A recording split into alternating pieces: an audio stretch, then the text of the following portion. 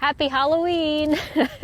I'm here with Ruger, and we wanted to not only wish you a happy Halloween, but also go over 5 key tips for great riding posture.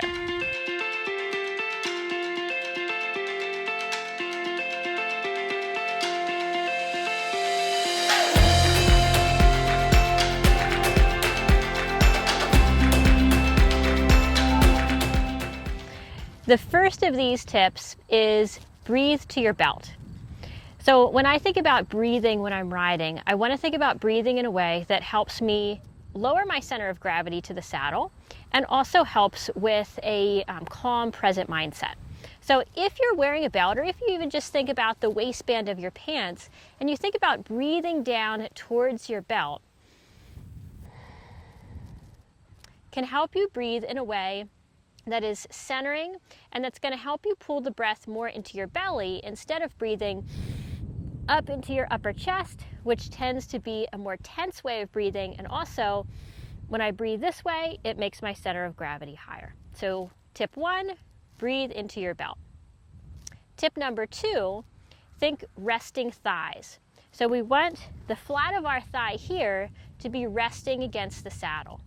If we squeeze too much with our calves, or if we push our heels down too far, it brings our thigh off the saddle.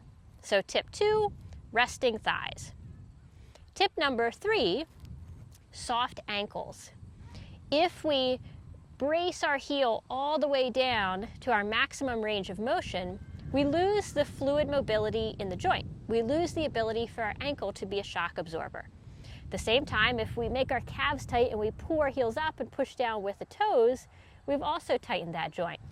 So what we want is in the middle. The weight of the back of the leg allowing the heel to go down without pushing or bracing. So tip number 3, soft ankles. Tip number 4, think greasy elbows. In order to have a good following contact, we want our elbows to be able to follow the motion of the horse so that we can keep a consistent pressure on the reins when we're asking for something, or to give support through contact, and also to have good timing in releasing that pressure to reward a correct response. So tip number 4, greasy elbows.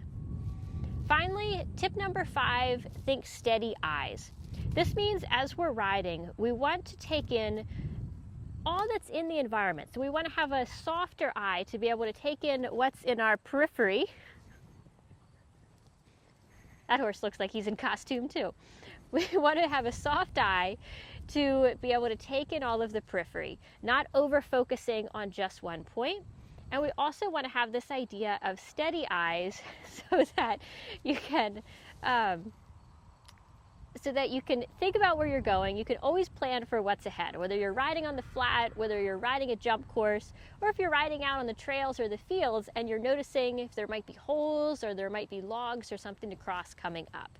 We don't want to have our eyes looking around at everything, because if we're in that mode, we can't really blame our horse for being distracted or being spooky either.